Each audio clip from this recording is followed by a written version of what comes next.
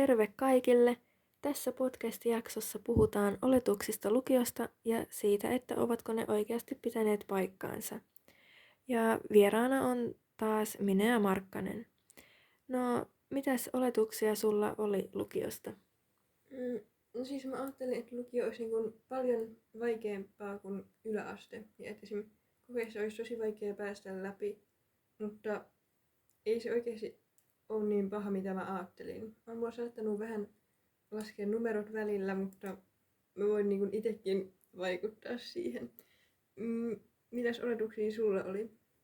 No, mulla oli aika lailla samoja oletuksia, just että lukiossa opiskelu olisi paljon rankempaa kuin yläasteella ja että vapaa-ajalla pitäisi käyttää paljon aikaa opiskeluun, toisin kuin yläasteella ei mennyt edes paljon aikaa läksyjen tekemiseen ja kokeisiin lukemiseen. Onko jotkut niistä oletuksista pitäneet paikkaansa? No kyllä, ainakin se, että vapaa-ajalla on oikeasti pitänyt käyttää paljon aikaa opiskeluun, varsinkin kun luin YÖ-kokeisiin ja muutenkin läksyihin menee enemmän aikaa kuin yläasteella.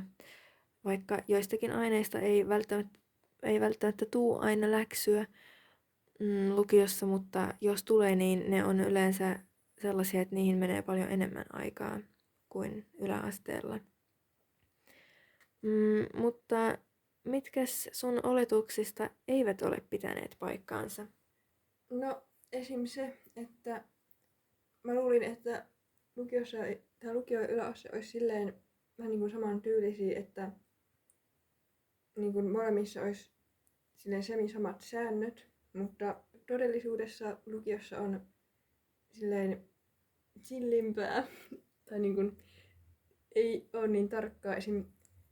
Jos vaikka käyttää puhelinta, niin yläasteella opetus varmasti puuttuu siihen, mutta lukiossa ne ei välttämättä sano mitään, koska lukio on niin kuin vapaaehtoinen ja opiskelijan niin kuin pitäisi pitää itse huolta omasta opiskelustaan. Joo, mustakin lukiossa on vapaampaa, mutta toisaalta mä oon kyllä oppinut olemaan vastuullisempi ja omatoimisempi opiskelun suhteen. Ja lisäksi vielä mä oletin, että lukiossa kokeisiin pitäisi lukea monta kirjaa, mutta se näköjään koski vain YÖ-kokeita. Eli normikokeisiin pitää lukea vain yksi kirja, eikä tosiaankaan montaa. Vaikka yläasteella piti kyllä lukea vain osa kirjasta, että siinä on kyllä eroa lukioon nähden, mutta silti.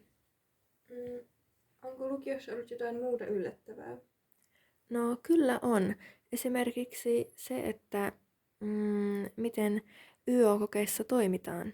Eli eväät pitää teipata, ei saa olla mitään tekstiä, ei mitään numeroita ja myöskään vaatteissa ei saa olla mitään tekstiä tai mitään numeroita. Ja sitten se, että jos menee vessaan, niin opettaja tulee mukaan ja seisoo oven toisella puolella.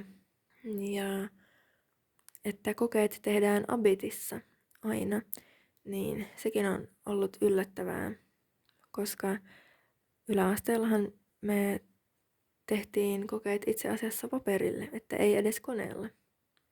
Mutta niin, lukiossa yllättävää on ollut myöskin se, että täällä liikutaan ilman kenkiä.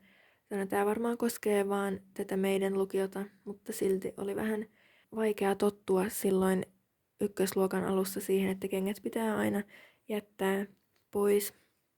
Ja mä muistan vielä, kun opettajat joutuivat muistuttamaan meitä monta kertaa, että kengät pitää tosiaan jättää pois. Ja joo, lukio on aika lailla erilaista kuin yläaste. Ja onhan tämä opiskelu ollut vaikeampaa, mutta kyllä tähän tottuu. Ja ei tämä kuitenkaan niin vaikeaa ole ollut kuin mitä opettajat ovat pelotelleet silloin yläasteella. Mutta joo, tässä oli tämä jakso. Kiitos kun kuuntelitte. Moikka! Moikka!